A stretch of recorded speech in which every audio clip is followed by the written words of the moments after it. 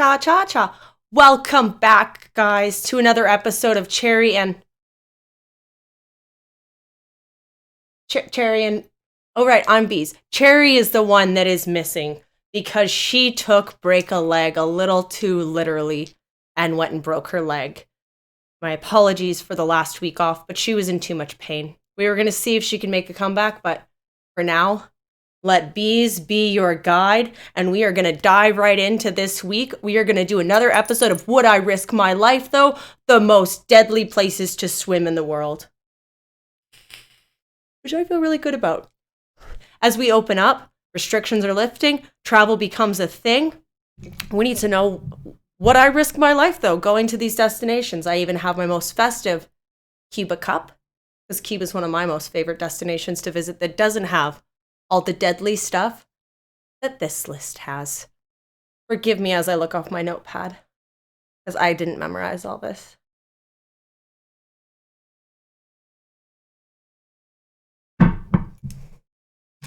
Okay, here we go.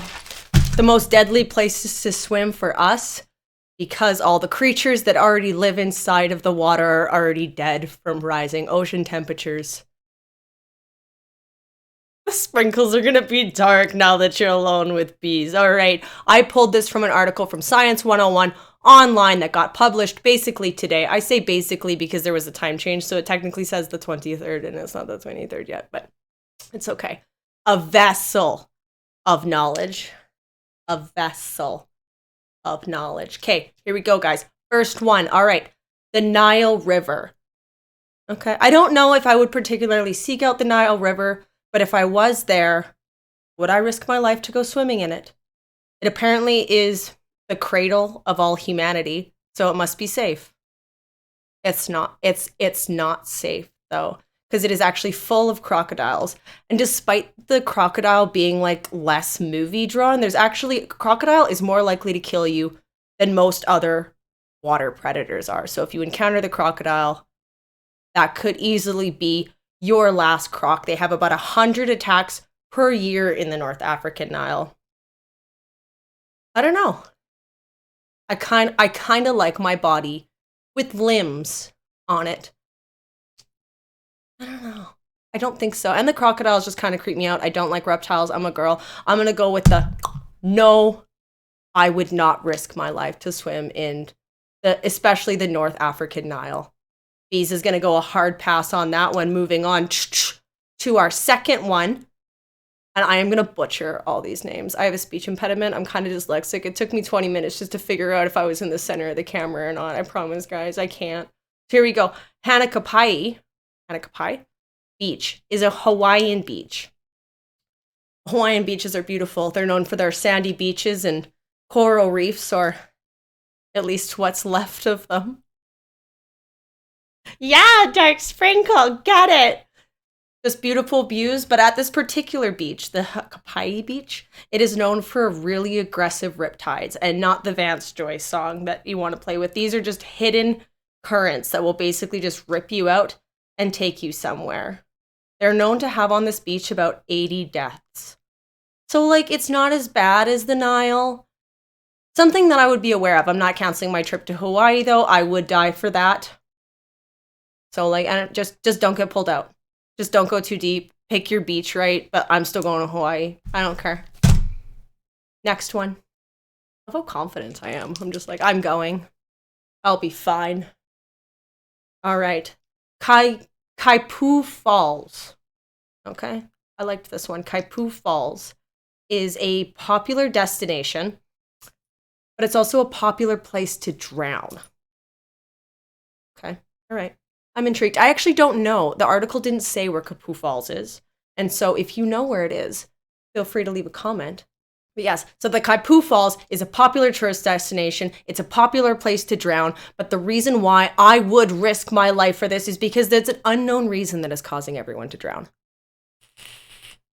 No, I'm just curious. Some people think that, or I guess the people that think that it might be because it attracts a lot of people. There's a lot of tourists. They're drinking the sauce, like someone else I know, and it makes you more likely to fall in. But there's also a bunch of folklore.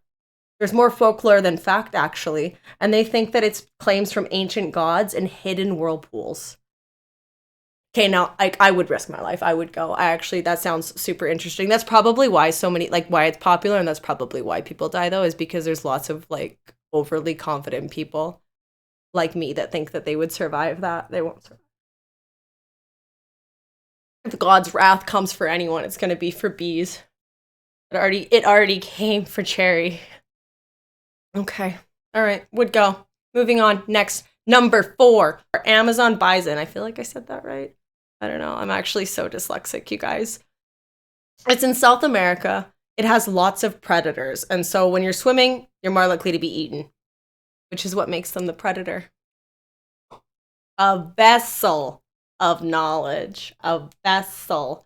But it is. It's home to lots of predators. You have your piranhas, you got your barracudas, just to name a few. But the reason why this made the list out of the other 40, because I only picked 10, off of this list that I thought that, like, yes or nay to the extreme, was because it is home to one of the tiniest fish that we know of that's the most ruthless. What is it? The cantrina or something? I butchered that one. That's fine. So what it does is it swims up your urinary tract to eat your genitals. I'm so out.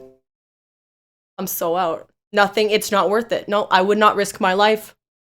Done. I'm not risking my life for something that potentially is going to eat my genitals. I've been through enough to know not to wait out to find out with that one. Moving forward. Number 5.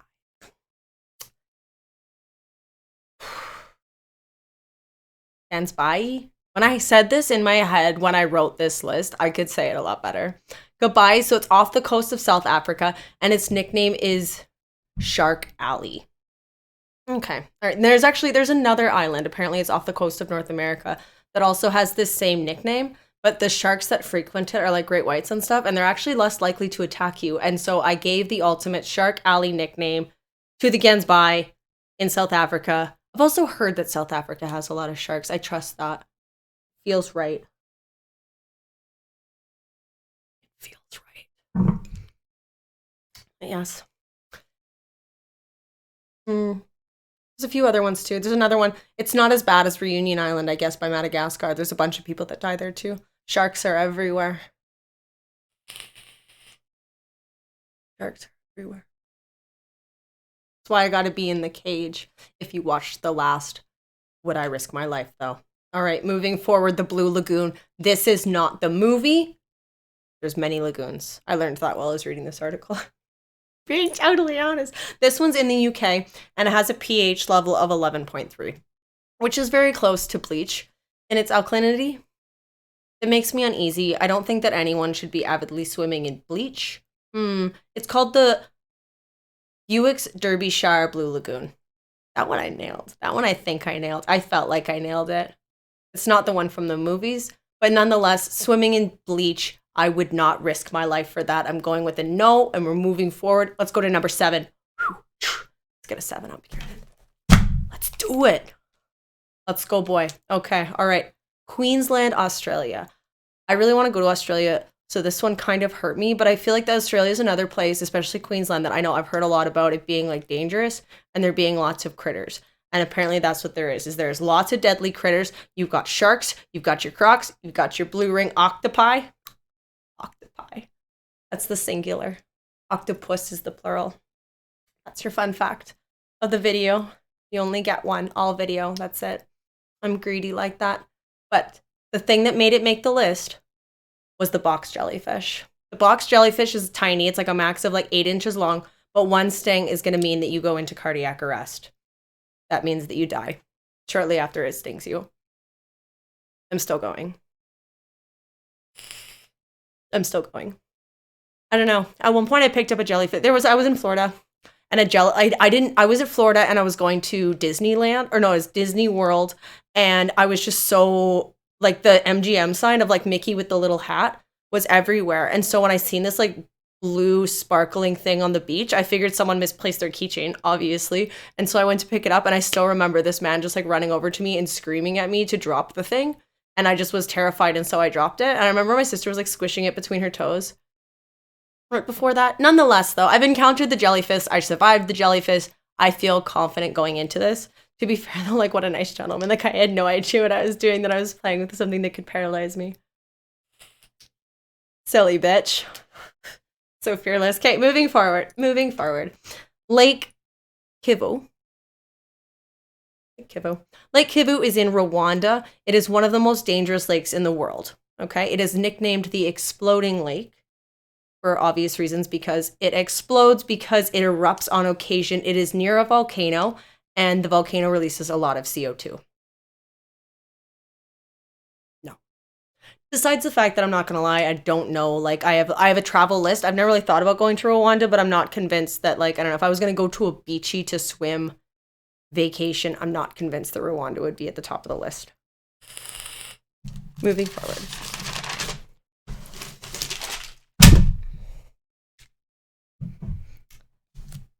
Lake Neos, Cameroon. I mispronounced like the whole thing. I know I said lake, right? Okay. And it's in Africa. And I liked this one because it was actually formed from a collision of an ancient asteroid. You had me at ancient. I'm in. And so it's relatively docile, and it's near a volcanic line. The volcanic line has lots of activity. This guy is a bad boy because apparently August 21st, 1986, it had one of the most deadly eruptions that contained, it was a CO2 eruption. And it was one of the most deadly ones on record. And it actually, once the CO2 rose from the bottom of the lake and hit the air, 1,700 people died and 3,000 livestock died. I feel like there's other CO2 spots that have me more afraid. But I don't know. CO2 doesn't strike me as something that I want to do. I don't feel like it's worth it. Maybe I'll watch. I would watch from a distance, a safe distance. All right. And finally, to bring us home here, I have Mumbai, India. Apparently they are home. India is home to some of the most beautiful beaches, but it's also known to have some of the most toxic ones. It's just pollution from different sources has just basically made this particular lake and other areas just a cesspool.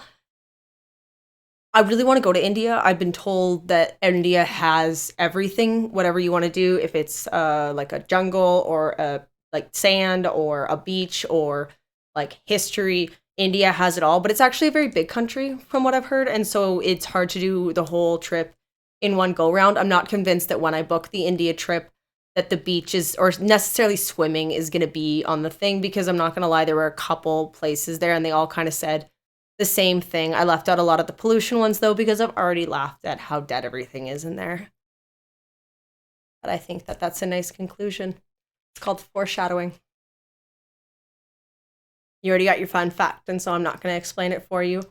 But nonetheless, thank you for diving into it and being with the Beez today. Beez will be your guide as the restrictions lift and we get to travel and we're planning and we have more courage and less fear than ever. That is what I would risk my life for. Here we go. Kieran, you roll the royalty for your music. Thank you so much. You guys like, comment, subscribe, and as always, tussle the channel.